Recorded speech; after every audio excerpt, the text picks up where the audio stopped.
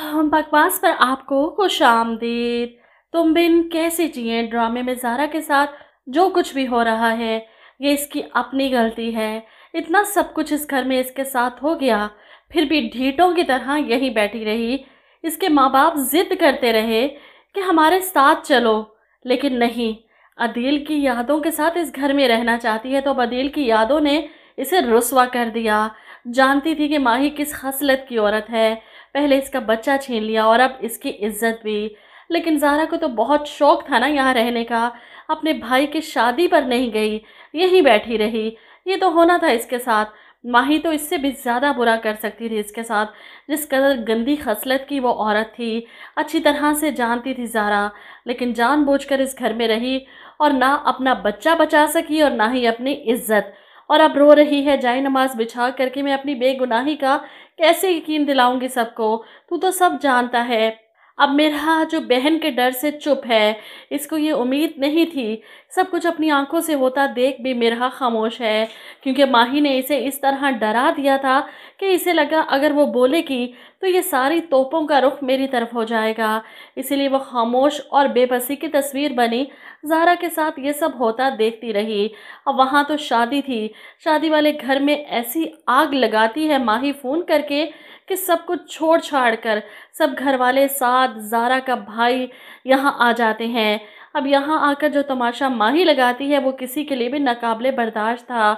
ज़ारा अपनी माँ को देखते ही इनके गले लग जाती है, जबकि फरीदा बेगम तो अपने शौहर पर चिल्लाती हैं, देख लीजिए अपनी बहू की करतूतें।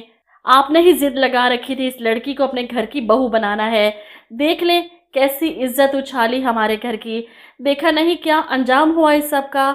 अब ज़ारा अपने बाप के गले लगती, बाबा मुझे नहीं पता ये सब क्या है, कैसे है, कौन था वो, कैसे मेरे कमरे में आया, मैं नहीं जानती। ऐसे में ज़ारा का भाई चिल्लाता है, आप लोगों की हिम्मत कैसे हुई मेरी बहन पर इतना घटिया इल्ज़ाम लगाने की। जिस पर माही चिल्लाती है, तुम्हारी बहन ने इस घर की इज्जत खाक में मिला दी। ज़ारा अपने भाई के गले लगकर रोती है और वहीं ज़मीन पर बैठकर बैन डालती है जैसे आज ही अदील की मौत हुई हो। ये तो अदील की मौत से भी बड़ा सदमा है इसके लिए कि इसके किरदार को मशकूक कर दिया गया। मिरहा खामोशी से सारा तमाशा देख रही है। ऐसे में माही यहाँ पर बस नहीं करती। वो ज़ारा का बैग जो वो अपने साथ लेकर जा रही थी, इसको खोलकर ज़मीन पर उल्टा देती है, ये देखने के लिए कि ज़ारा इस घर से क्या क्या लेकर जा रही है। ज़ारा और अदील की तस्वीर देखकर वो फ़ौरन फ्रेम में से तस्वीर बेदर्दी से निकालती है और उसके टुकड़े टुकड़े करके ज़ारा के मुंह पर मारती है। तुम्हारी इतनी औकात नहीं कि तुम मेरे भाई के साथ एक फ्रेम में भी नजर आओ। ऐसे में ज़ारा की माँ अपने भाई से सवाल करती हैं, इसीलिए यहाँ रखा था मेरी बेटी को, ये सब करना था, सबके सामने मुजरिम बना दिया आपने मेरी बच्ची को। ज़ारा के मामू बेबसी से कहते हैं, बेहतर होगा कि अपनी बेटी को अपने साथ अपने घर ले जाओ। इनको ज़ारा की बेगुनाही पर यकीन था, लेकिन सारे सबूत ज़ारा के खिलाफ कैसे हो सकते हैं। वो नज़रें फेर लेते हैं जैसे इन्हें भी फरीदा बेगम की बातों पर यकीन होने लगा है। ज़ारा को तो वो हिसाब हुआ, बड़े बेआबरू होकर तेरे कूचे से निकले हम। माही के दिल को ठंड पड़ गई होगी ज़ारा को इस तरह जलीलो रुस्वा करके इस घर से निकालने के बाद।